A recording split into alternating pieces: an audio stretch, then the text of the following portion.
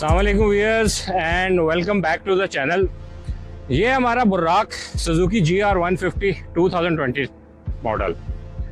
इसको ख़रीदे हुए मुझे पूरा 1.5 साल हो गया है और आज मैं इसका यूज़र रिव्यू आपको दिखाऊंगा। ये मैंने क्यों ख़रीदा, इसकी परफॉर्मेंस कैसी रही टूर के दौरान, सिटी ड्राइव में ये कैसा है, इसके इंजन के बारे में, और ख़ास तौर पे जो मैंने सारी मॉडिफिकेशंस की हैं, ये विंड स्क्रीन हो गया, ये LEDs हो गई, ये हैंड गार्ड हो गया, क्रैश गार्ड हो गया, ये जितनी भी मॉडिफिकेशंस मैंने की हैं इनके बारे में मैं आपको डिटेल रिव्यू दूंगा। तो आज की वीडियो हमारे बुर्राक के नाम। चैनल को सब्सक्राइब कीजिए, वीडियो को लाइक एंड शेयर लाजमी कीजिएगा। अच्छा, ये मेरा स्टॉर्म हेलमेट है LS2 का, और ये मेरी हैलिफैक्स की राइडिंग जैकेट है। मेरी जितनी भी कैंपिंग और राइडिंग गैजेट्स हैं, जैसा कि राइडिंग शूज़ हो गए, कैंप हो गया, टेंट हो गया, राइडिंग ग्लव्स हो गए, उनकी मैंने एक सेपरेट डिटेल में वीडियो बनाई है। उसका लिंक भी डिस्क्रिप्शन में मौजूद है, तो आप उधर जाके वो वीडियो भी देख सकते हैं। तो व्यूअर्स, सबसे पहले स्टार्ट करेंगे ये हम टायर से। अच्छा, ये टायर्स हैं ट्यूबलेस टायर्स, टिम्सन के ये ट्यूबलेस टायर्स हैं। फ्रंट पे मैंने डाला हुआ है 990/18 और बैक पे 100/90/18। इसकी जो ओरिजिनल स्टॉक टायर्स आते हैं वो भी काफ़ी अच्छे होते हैं, लेकिन ऑफ रोडिंग के लिए सूटेबल नहीं होते, तो इसलिए मैंने चेंज करा के ये मैंने ट्यूबलेस टायर टिम्सन के डलवाए हैं। ये मैंने जो टिम्सन की अपनी वेबसाइट है ऑनलाइन, उसी से परचेज़ किए थे। ये मुझे उस टाइम 22,000 के पड़े थे, और इसके साथ 2 स्टील की नोजल्स भी आई थी। बाकी रही इनकी परफॉर्मेंस, तो यकीन करें जब से टायर डाले ना मैं सुखी हो गया हूँ। बाइक चलाने का वाकई जो है ना मज़ा आ जाता है इन टायरों के साथ। बहुत ही आला क्वालिटी के और बहुत ही ज़बरदस्त किस्म की परफॉर्मेंस देने वाले ये टायर हैं। अच्छा, दूसरे नंबर पे अब आता है ये क्रैश गार्ड। ये बेसिकली चाइनीज़ क्रैश गार्ड है, और इसमें 2 डिज़ाइन आते हैं, एक बटरफ्लाई डिज़ाइन आता है और एक ये डिज़ाइन आता है। ये क्रैश गार्ड जो है ना, अच्छा, इस क्रैश गार्ड पे मैंने राइट साइड पे ये जो LED है, इसके नीचे आप ये चीज़ देख रहे हैं, ये बेसिकली एक्स्ट्रा जो कैन होता है, पेट्रोल कैन, ये उसके लिए मैंने लगाया हुआ है। अभी तो ये मैंने अंदर की तरफ मोड़ा हुआ है, जब मैं लगाता हूँ तो इसको मैं बाहर की तरफ मोड़ लेता हूँ और इस पर जो है ना वो एक्स्ट्रा जो फ्यूल टैंक है वो मेरा इस पर आ जाता है। अच्छा, नेक्स्ट बात करते हैं थोड़ा ये LED लाइट्स की। ये क्रैश गार्ड पे एक इस साइड पे ये 4 बल्ब वाली LED है, इसी तरीके से ये इस साइड पे भी नीचे क्रैश गार्ड पे सेम LED है। फिर ये इधर ऊपर आप आए, इंडिकेटर के नीचे ये सिंगल बल्ब की बड़ी LED है इस साइड पे भी, और ऊपर ये 2 LEDs, ये 3 बल्ब्स की जो है ना ये LEDs एक इस साइड पे भी है, एक ये इस साइड पे भी LED है। तो ये टोटल हो गई 6 LEDs, और ये काफ़ी हाई वोल्टेज की LEDs हैं। एक और बात मैं आपको बताता चलूँ कि इसकी जो बैटरी है वो भी मैंने अपग्रेड किया अभी कुछ टाइम पहले। GR150 में जो स्टॉक बैटरी आती है वो होती है 7 एम्पेयर की ड्राई बैटरी। चूँकि मैंने काफ़ी सारी LEDs लगाई हुई है, तो एहतियातन मैंने इसके अंदर जो बड़ी बैटरी होती है 9 एम्पेयर की वो लगवाई है। अब बैटरी थोड़ी बड़ी होती है इसकी स्टॉक बैटरी की बनिस्बत, तो इसके अंदर मुझे थोड़ी सी जगह बनानी पड़ी। वो जगह मैंने कैसे बनाई है, कैसे कनेक्शंस किए हैं, उसकी भी डिटेल वीडियो मैंने एक सेपरेट से बनाई है, और उसका लिंक भी डिस्क्रिप्शन में मिल जाएगा आपको। जो लोग इसकी बैटरी अपग्रेड करना चाहते हैं, बड़ी बैटरी डालना चाहते हैं, तो उनके लिए वो वीडियो बड़ी हेल्पफुल होगी। और अब जब ये लाइट जलती हैं तो मुझे सामने का 180 डिग्री व्यू बड़ा ही क्लियर नज़र आता है। जो मज़ेदार लाइट है ना, जिसकी रोशनी है वो इनकी है। इनकी जो बीम है काफ़ी दूर तक जाती है। इसकी बीम इतनी दूर तक नहीं जाती, लेकिन ये करीब का जितना भी एरिया ना आपका वो लिट अप कर देता है। अच्छा, ये जो लाइट्स हैं ये बस एक बिल्कुल ही नॉर्मल सी लाइट्स हैं। बाकी जो इसकी अगर मेन स्टॉक लाइट की तरफ आएँ तो इसमें हेलोजन बल्ब होता है, वो मैंने चेंज नहीं करवाया, जो इसका ओरिजिनल है वही रहने दिया है।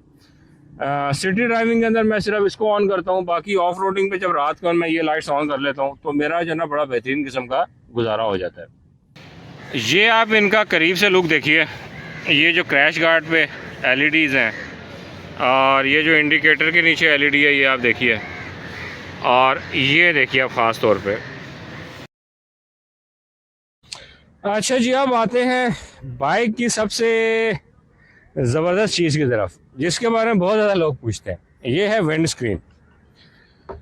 अच्छा, विंड स्क्रीन मैंने क्यों लगवाई, तो इसकी बेसिकली दो वजूहत हैं। पहली वजह तो ये थी कि स्पीड में बाइक में जब आप ट्रैवल करते हैं तो आपको विंड प्रेशर काफ़ी मिलता है, और मेरे नॉलेज के मुताबिक अगर आप विंड स्क्रीन लगवाएं तो वो प्रेशर काफ़ी कम हो जाता है और आपको बड़ा इजी होता है बाइक ड्राइव करने के लिए। ये सोच के मैंने ये विंड स्क्रीन मंगवाई थी। और जो दूसरी वजह थी वो इसकी लुक थी कि बाइक की लुक बड़ी ज़बरदस्त हो जाएगी, BMW लुक हो जाएगी। तो ये दो वजूहत थी जिसकी वजह से ये मैंने विंड स्क्रीन चाइना से अली एक्सप्रेस के ज़रिए मंगाई थी। ये व्यूअर्स, इसका आप क्लोज़अप लुक देखिए। ये इधर नीचे से हम एक जो है ना पाइप हम लेके आए हैं, राउंड कराया मशीन के ऊपर और फिर इसके ऊपर ये विंडशील्ड इंस्टॉल की है। ये आप बैक से देखिए, ये वो पाइप आ रहा है और इसके ऊपर जो है ना ये विंड स्क्रीन इस तरह इंस्टॉल की है स्क्रूज़ के साथ, और ये काफ़ी मज़बूत है। यानी कि आप जितना मर्ज़ी इसको बाइक को तेज़ चलाएं, हवा का प्रेशर हो, ये हिलती नहीं अपनी जगह से। ये देखिए आप। अच्छा, लेकिन इसका एक मुझे डिसएडवांटेज है, वो हर जो टूर करने वाला बाइकर है उसको होगा। बिकॉज़ आपको पता है, जब भी हम बाइक बस में लोड करके लेके जाते हैं तो हमें ये उतारने होते हैं अपने साइड मिरर्स उतारने के साथ साथ हमें हर दफ़ा ये अपनी जो विंड स्क्रीन है ये भी उतारनी पड़ती है। तो ये मैंने इसकी जो है ना चाबियाँ वगैरह रखी हुई हैं, उनसे मैं ये विंड स्क्रीन उतार देता हूँ। फिर उसके बाद ये हमारे जो साइड मिरर्स हैं ये भी फिर उतारे जाते हैं। बहरहाल बाइक की जो लुक है ना वो इसे ज़बरदस्त कर दी है। अच्छा, अब आ जाते हैं इसके कॉकपिट की तरफ। ये कॉकपिट ही लग रहा है जितनी चीज़ें से मैंने लगवाई हैं। अच्छा, नंबर 1 पे ये आप देखिए, ये स्विच, ये बेसिकली स्टील का स्विच है, मेटल का, और इसके आगे ये इसकी वाटरप्रूफ ग्रिप है PVC की, और ये बटन ऑन करता है मेरी जो नीचे क्रैश गार्ड पे लाइट्स हैं। इसको जब आप आगे प्रेस करते हैं तो ये जो LEDs हैं ये येलो कलर में ऑन होती हैं, ये देखिए। और इस स्विच को जब आप बैक पे ऑन करते हैं तो ये वाइट में हो जाती है। तो ये कलर चेंजिंग LEDs है बेसिकली। सेकंड नंबर पे LEDs के स्विचेस के बाद आता है ये मीटर। इसमें आपको टेम्परेचर शो होता है, आपके एनवायरनमेंट का, बैटरी के वोल्टेजेस शो होते हैं, और ऊपर ये इसका टाइम जो है ना, ये बैटरी वोल्टेजेस बड़े एग्जैक्ट बताता है। और ये बड़ा काम आपको देता है बैटरी वोल्टेजेस के, क्योंकि जब मेरे पास छोटी बैटरी लगी हुई थी इस बाइक के अंदर, तो जैसे इसके वोल्टेज जैसे ड्रॉप होते थे लाइटें जलाने के बाद, तो मैं लाइट्स ऑफ कर देता था। तो ये बड़ा मुझे काम दिया इसने, मीटर ने। मीटर के साथ ही ये एक हमने लगाया हुआ है चार्जर। ये इसके ऊपर इसकी वाटर प्रूफिंग की ग्रिप है। अच्छा, इसके अंदर ये चार्जिंग के 2 पॉइंट्स हैं। एक तो 5 वोल्ट 3 एम्पेयर चार्जिंग करता है, और दूसरा 5 वोल्ट 1.5 एम्पेयर करता है। तो ये आप जो आपने जो डिवाइस चार्ज करनी है, मोबाइल वगैरह या अपना कैमरा वगैरह जो भी है, वो इससे बड़ा बेहतरीन चार्ज होता है। आप उसके मुताबिक ये पोर्ट की सिलेक्शन करते हैं। ये इसका ऑन ऑफ बटन है, ये अभी देखें ऑन हो गया, ठीक है। और ये इसका सिगरेट लाइटर है। अच्छा, अब थोड़ी ज़रा बात करते हैं इसके जो हैंड गार्ड्स हैं। ये हैंड गार्ड्स एक इस साइड पे लगा हुआ है और दूसरा इस साइड पे, कि इनको लगाने से बाइक की लुक काफ़ी इन्हांस हुई है, बहुत अच्छी लुक हो गई है। इसके अंदर जो LED वाले गार्ड्स हैं वो भी आते हैं, बट वो LED वाले मैंने नहीं लिए बिकॉज़ उसकी फिर वायरिंग अलग से करवानी पड़ती। अच्छा, ज़रा अब आ जाते हैं इसकी सीटिंग की तरफ। GR 150 की जो अपनी ओरिजिनल सीट है वो one of the best seats है इस 150cc कैटेगरी में। लेकिन इसको मैंने फ़र्दर इन्हेंस करने के लिए मैंने ये एक दराज से 1000 रुपये का ये मैंने कुशन पैड मंगाया था। ये मैंने उसके ऊपर लगाया है और इससे काफ़ी जो है ना फ़र्क पड़ा है। यानी कि इससे मज़ीद जो हमारी सीट है ना वो सॉफ्ट हो गई है। लॉन्ग ड्राइव के दौरान, टूर के दौरान ये आपको काफ़ी हेल्पफुल रहती है। ये हम ज़रा बाइक की बैक साइड का रुख करते हैं। ये हमने लगाया है JDR का साइड बॉक्स। ये PVC हार्ड प्लास्टिक का बना हुआ बॉक्स है और ये मैंने 1 साल पहले लिया था 10,000 का। और ये जो बॉक्स है ये विद LED लाइट है। ये देखें, ये इसके अंदर ये एलईडी लाइट है। इसकी जो अंदर से स्पेस है वो भी काफ़ी स्पेशियस है। ये आप देखें, मेरा पूरा हेलमेट इधर आया हुआ है, हेलमेट के साथ ये काफ़ी जगह बची हुई है, तो इसके अंदर मैं और काफ़ी सारी चीज़ें रख सकता हूँ। काफ़ी स्पेशियस है। 45 लीटर का ये बॉक्स है। अच्छा, सबसे पहले मैं थोड़ा आपको बताता हूँ अपने बाइंग डिसीजन के बारे में कि मैंने ये GR150 क्यों ली, जबकि मार्केट में उस टाइम और भी बाइक्स मौजूद थी, जैसा कि सुजुकी की ही GS150 थी, फिर होंडा CB150, उसके अलावा बेनाली की भी थी 150 TNTI, और कुछ लोकल चाइनीज़ बाइक भी थी, जैसा कि रोड प्रिंस की वीगो थी, रोड प्रिंस की रॉबिन्सन भी थी, हाई स्पीड इन्फिनिटी भी थी, और यूनिक की भी एक 150cc बाइक थी। तो बात सबसे पहले मैं करता हूँ चाइनीज़ लोकल बाइक्स की। देखिए, चाइनीज़ लोकल बाइक्स जो है वो अभी न्यूली इंट्रोड्यूस हुई है पाकिस्तान में, और उनकी जो लॉन्ग टर्म रिलायबिलिटी है वो अभी प्रूवन नहीं है। सेकंड, जो उनकी रीसेल वैल्यू है वो भी बिल्कुल ज़ीरो है। तो इन दो वजूहात की बिना पे मैंने चाइनीज़ बाइक्स को तो बिल्कुल कंसिडर ही नहीं किया। और जहाँ तक बेनाली का ताल्लुक है, तो बेनाली की TNT 150i भी पाकिस्तान में आपको मिल जाएगी, बट मैंने जब उसको एक्सप्लोर किया तो एक तो मुझे उसकी प्राइसेस बहुत हाई लगी। इवन यूज़ बाइक भी काफ़ी हाई प्राइस की है, और जो एक सेकंड जो रीज़न थी, मेन रीज़न, कि उसकी सर्विस और पार्ट्स के इशू थे। ख़ास तौर पे जब हम टूर्स के लिए छोटे इलाकों में जाते हैं, गिलगित बल्तिस्तान के या कश्मीर साइड पे, तो मेरा नहीं ख्याल कि उधर आपको बेनाली TNT का कोई मैकेनिक मिल सकेगा, और उधर पार्ट्स का भी डेफिनेटली इशू आएगा। अच्छा, बेनाली के बाद फिर ले दे के दो ही ऑप्शन रह जाती हैं, होंडा और सुजुकी। सुजुकी में दो ऑप्शन थी, सुजुकी GS150 और सुजुकी GR150। इन दोनों बाइक्स को मैंने थॉरली कंपेयर किया है, और मेरी जो फाइंडिंग्स हैं वो मैं आपके सामने रखता हूँ। पहले ज़रा अच्छी बातें कर लेते हैं GS150 के बारे में। तो नंबर वन चीज़ GS150 की, उसका इंतहाई रिलायबल और ज़बरदस्त किस्म का इंजन है। इसमें कोई शक नहीं कि सुजुकी GS150 की सूरत में सुजुकी ने एक बेहतरीन किस्म का इंजन पाकिस्तान में इंट्रोड्यूस किया है। अच्छा, इंजन के बाद हाँ, इंजन की जो पावर फिगर्स हैं वो भी GR से थोड़ी सी ज़्यादा है। इंजन के बाद आप बात कर लें सुजुकी GS150 के पार्ट्स की, तो बहुत सस्ते पार्ट्स हैं।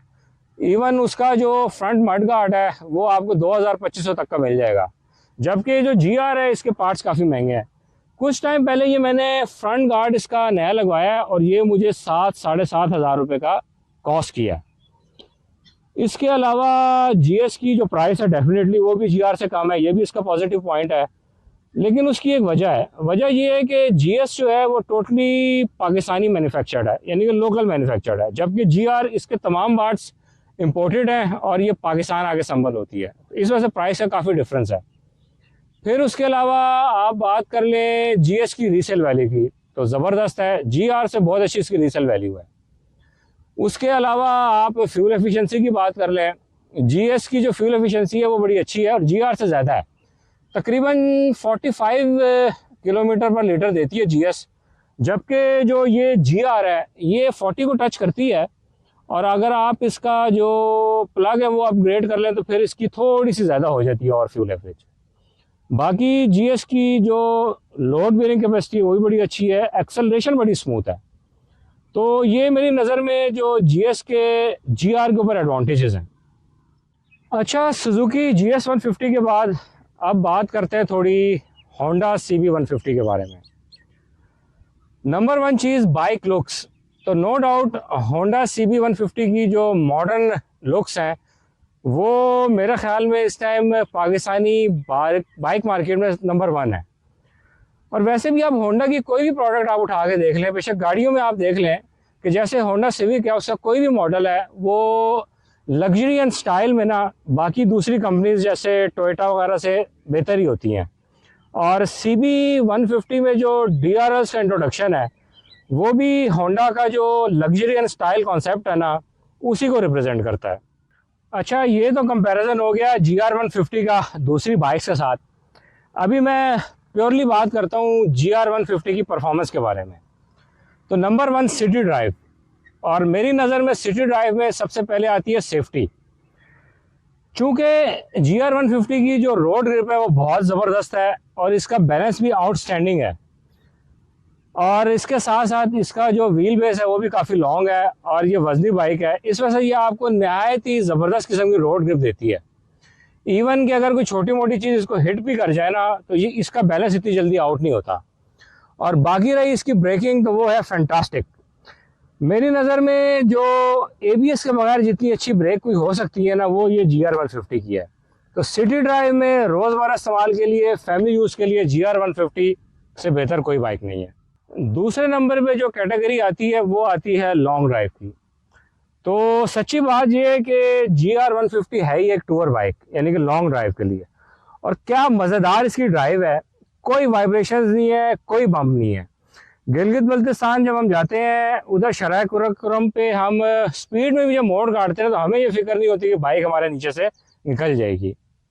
मैंने इसको कंटिन्यूस 1000-1500 किलोमीटर भी ड्राइव किया है और स्टॉक टायर्स के साथ भी बेहतरीन किस्म की आपको ड्राइव मिलती है। लेकिन अगर आप इसके टायर्स अपग्रेड कर लें तो सोने पे सुहागा है। अच्छा, जो अब थर्ड कैटेगरी है ऑफ रोडिंग की, और ये चढ़ाइयाँ चढ़ने में GR150 कैसी है, तो मैंने पिलियन के साथ इसके काफ़ी टूर्स किए हैं। हर किस्म के कच्चे पक्के और पथरीले रास्तों पे लेके गया हूँ और चढ़ाइयाँ भी मैंने इस पर काफ़ी चढ़ी हैं। तो मुझे कभी भी इसने प्रॉब्लम नहीं दिया चढ़ाइयों पे, और ना ही मुझे कभी ये अंडर पावर महसूस हुई है। इसलिए आप बिल्कुल इत्मीनान के साथ विद पीस ऑफ माइंड आप इसको टूर्स के लिए, ऑफ रोडिंग के लिए, चढ़ाइयों के लिए लेके जा सकते हैं। फाइनल वर्डिक्ट मेरी नज़र में इस टाइम जो 150cc कैटेगरी तक जो बाइक्स है पाकिस्तान में, उनमें हर लिहाज से जो GR150 है ना वो एक बेस्ट बाइक है। चाहे वो आपकी सिटी ड्राइव हो, चाहे आपकी लॉन्ग ड्राइव हो, चाहे आपकी ऑफ रोडिंग हो, हर लिहाज से GR150 is the best. Price इसकी ज़्यादा है लेकिन जितना पीस ऑफ माइंड ये आपको देती है ना और कोई बाइक नहीं देती। इसकी बिल्ड क्वालिटी जो है वो भी तमाम बाइक से अच्छी है। ना आपको इसके कभी मीटर में इशू आएगा, ना आपको इसके जो स्टॉक टायर्स हैं वो आपको लो क्वालिटी के फील होंगे। अगर कोई भी चीज़ हो, इसकी वायरिंग हो, इसकी स्टॉक लाइट हो, इसकी साइड लाइट्स हो, किसी भी किस्म का इशू आपको इसमें फेस नहीं करना पड़ता। और इंजन भी इसका बेहतरीन किस्म का इंजन है। GS150 का जैसा रिलायबल इंजन है वैसा ही इसका रिलायबल इंजन है। तो आप आंखें बंद करके GR150 लें और अपनी जो ड्राइव है, सिटी ड्राइव हो चाहे लॉन्ग ड्राइव हो, उसको आप एंजॉय कर सकते हैं।